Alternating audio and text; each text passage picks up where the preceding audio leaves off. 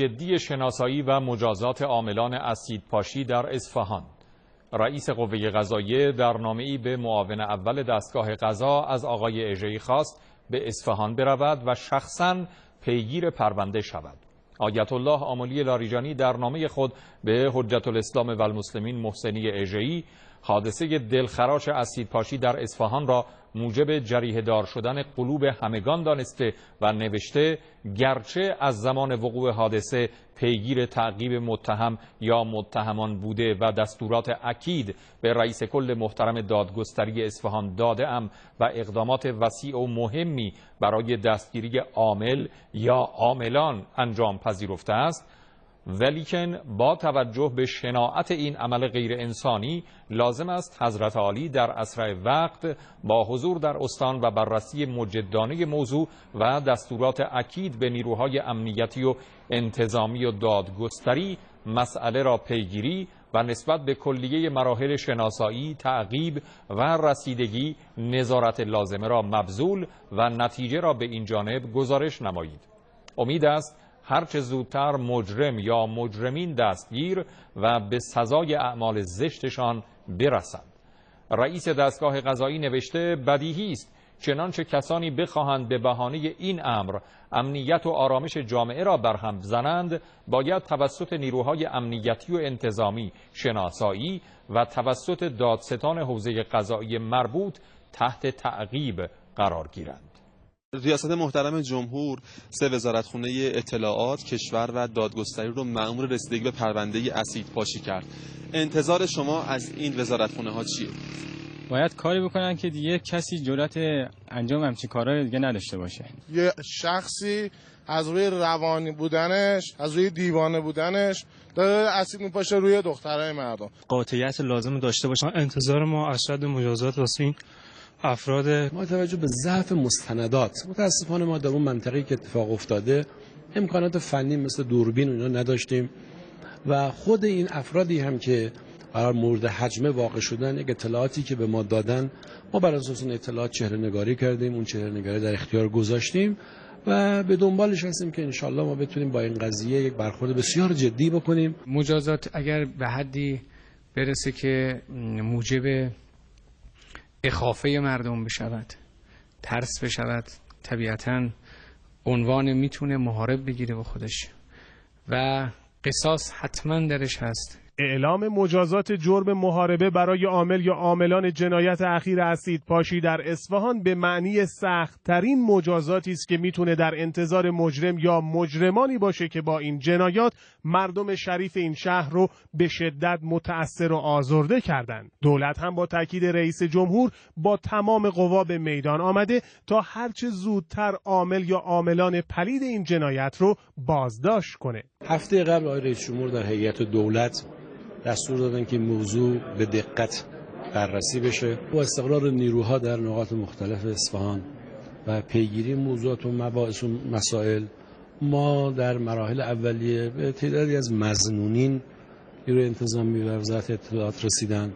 اون مظنونین در موقع خودش بازداشت شدن، بررسی و تحقیقات لازم انجام شد و نهایتاً شواهد و ادله کافی برای به اصطلاح متهم کردن اونها واقعا در دسترس نبود. اگرچه تاکنون تلاش دستگاه‌های ذی‌ربط به نتیجه قابل تکیه‌ای نرسیده، اما کسی تردید نداره که عامل یا عاملان این اقدام شنی نمیتونن مدت زیاد دیگری خود رو پنهان کنند.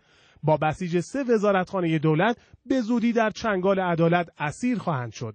البته اسیدپاشی با انگیزه‌های مختلف و با کمال تأسف در دهه اخیر چند بار صورت گرفته و هر بار تنفر و انزجار مردم رو برانگیخته. مسئله اسیدپاشی شما اگر تو روزنامه‌ها در صفحه حوادث در ماه‌های مختلف مطالعه کنید، بررسی کنید، متأسفانه به عنوان یک بزه و به عنوان یک جرم همیشه این بوده و بیشتر هم جنبه شخصی داشته، بیشتر جنبه انتقامجویی داشته و بیشتر جنبه صدمه رساندن داشته تا خدا نکرده قتل و اینا. اما این بار اسیدپاشی به چه انگیزه‌ای صورت گرفته؟ ابهامی که تاکنون پاسخ اون روشن نشده. تا اونجا که مقدمات کار روشن هست، ما از طریق بخش‌های مختلف به نوعی انتقامجویی این قضیه در واقع انگیزه های انتقام جویی بیشتر شباهت داره، ولی باز هم به صورت قاطع نمیتوان الان بیان کرد تا انشالله به اسناد قطعی دست پیدا کنیم. به هر حال به زودی انگیزه، چرایی و چگونگی حوادث اخیر اصفهان روشن خواهد شد، اما رفتار رسانه‌های بیگانه در این باره نشون میده اونها همچنان در کمین نشستن تا هر حادثه ای رو به عاملی برای ایجاد التهاب و جنجال در جامعه تبدیل کنند. مردم اصفهان که هیچ، منار جنبان این شهر هم از خبرهای اسیدپاشی که به گوش میرسد به خود میلرزد.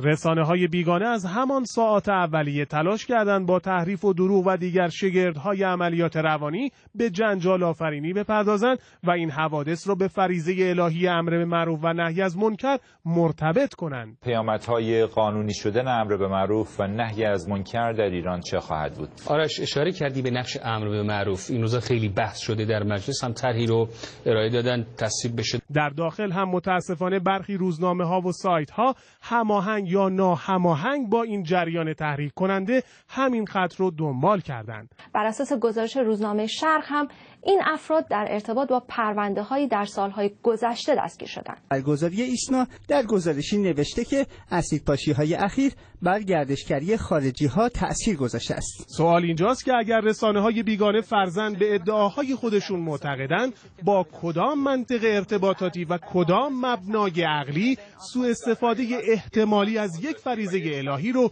به اصل آن ربط می‌دهند و چرا تلاش می‌کنند جوهره و اصل امر به معروف و نهی از منکر رو به شدت تخطئه کنند و زیر سوال ببرند؟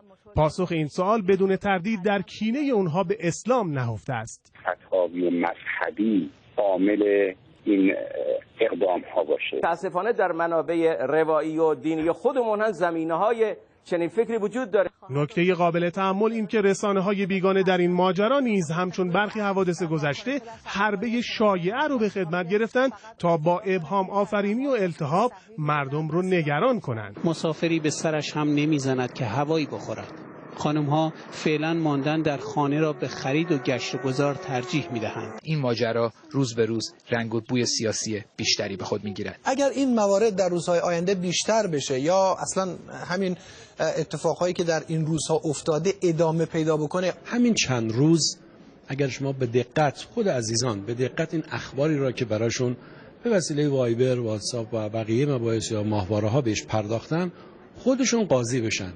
همه موارد شایعی را که مثلا امروز مطرح کردن در تهران چند نفر اسیدپاشی شده، در مشهد شده، در تبریز شده یا در اصفهان مجددا این کار شده، همینا رو کلاشون رو قاضی بکنن، بشینن نگاه کنن، ببینن هیچ کدوم از اینا واقعا اساس نداشته. به هر حال مردم منتظرند 3 وزارتخانه‌ای که آقای روحانی دستور رسیدگی سریع به اونها داده با سرعت قابل قبول به وظایف خودشون عمل کنند و پس از اون هم دستگاه قضا با سرعت و قاطعیت حق این جنایتکاران رو کف دستشون بگذاره تا دیگر فکر اسیدپاشی حتی در ذهن هیچ بیماری راه نیابد. حتی اگر از ناحیه افرادی که مورد جراحت و صدمه قرار گرفتن به نحوی رضایتی کسب بشه، به هیچ عنوان به عنوان حق حکومت و نظام و کسانی که ایجاد اخافه در مردم کردند و ایجاد ترس در دل مردم کردند و یک عملی که به موجب هم قانون هم شرع یک جنایت غیر قابل گذشت و اغماضی است که باید مورد مجازات شدید قرار بگیره. اعتماد داریم این که 100% همه اطلاعاتشون نمیتونن بیان در اختیار همه مردم آحاد مردم بذارن، برای اینکه اگه بخوان این کارو بکنن نمیتونن اون گروه یا گروهک یا طرف شخصی را بخوان بگن. مردم به صبر و حوصله توصیه میکنم که بذارن به عهده مسئولین.